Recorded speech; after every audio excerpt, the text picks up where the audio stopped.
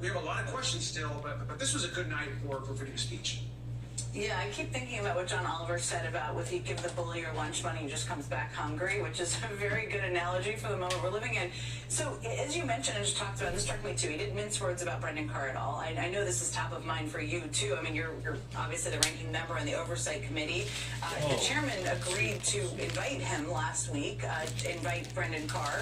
Has anything happened with that? And what kind of outstanding questions do you have at this point? Jimmy Kimmel's back on the air, but about 20% of these the local affiliates didn't play Jimmy Kimmel because they're owned by Nexstar and Sinclair. So what questions do you have, and what's the latest on Brendan Carr coming to speak to your committee? Yeah, we were essentially forcing a subpoena process through. Voice is simply faster, more natural, and more flexible than typing. He said he's a voice filled, and I can see why. Whisperflow delivers what.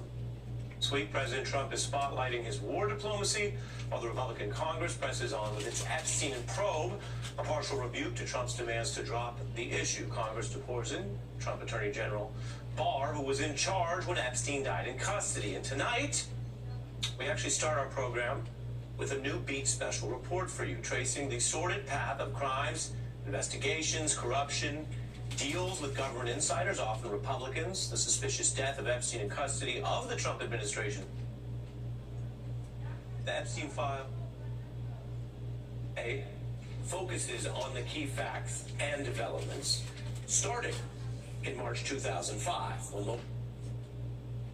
I'm joined now by the ranking member of the House of... It's worth asking here, and we've spoken about this in the past, but for posterity, how... Funding for Overheard with Evan Smith comes from Hilco Partners, a Texas...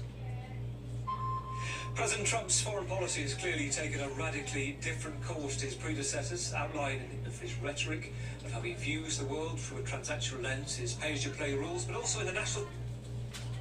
Well, the president has just finished his address to the nation, and was that a speech? I mean, it felt almost like, it was a bad, fast-talking infomercial with a lot of anti-immigrant language just intertwined in there. It was extremely loose on facts, and he basically tried to shout his alleged accomplishments at the American people as if that was going to convince them that they were all true. I'm going to get some reaction, and experts help analyzing what he said in just a moment.